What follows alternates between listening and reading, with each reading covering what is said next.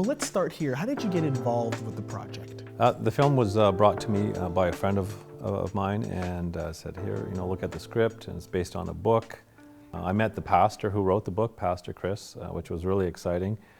And to hear his story too, we had a lot of similarities.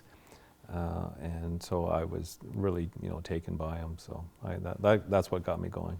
All right, so let's paint a picture. When you're putting together this movie, not everyone on set typically is going to be Christian. So how did you navigate that? Well, actually that's an excellent question. It's sometimes you have to be the testimony by your walk, and there will be certain things that will be thrown in front of you. There was different obstacles that were thrown in front of me, intentionally and not intentionally, how the world operates. But I passed on all of those. And some people were just scratching their heads, why would you do that? This is not right, and so on and so forth. But I know that I answer to a higher calling, so my integrity was not up for sale. Was there perhaps a spiritual question you were trying to answer or perhaps ask when putting together the Masked Saint story? Yeah, definitely.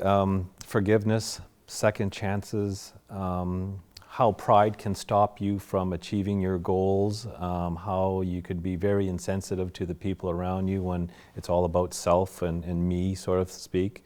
Diane Carroll in the movie sort of answers that, where she says, I, me, that's all I'm hearing from you. And the character says, you don't know what you're talking about. But really, she was really hitting the nerve point of what he was dealing with. Let me ask this, is this film a first? And I guess to give it some context, earlier we spoke with Pastor Chris, and he had mentioned, and he said, this is the first Christian action film. So my question to you, is this a first? And if so, what potential impact does this present to viewers? I think when we read through the scriptures, there is a lot of action in there. There's a lot of triumph and there's a lot of defeat. There's a lot of physicality going on. I mean, we look at King David and the wrestling that he did with lions and bears and whatnot. We look at Joshua and his great battles. We look at all of these different characters in the Bible of what they've actually physically wrestled. Samson.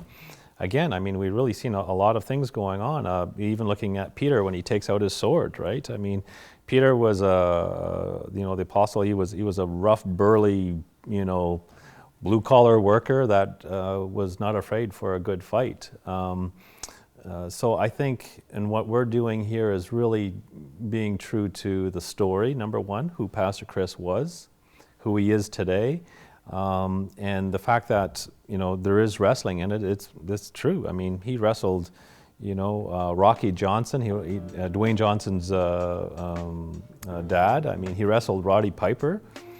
He wrestled The Undertaker. I mean, he wrestled all the greats. So that is, true to the story.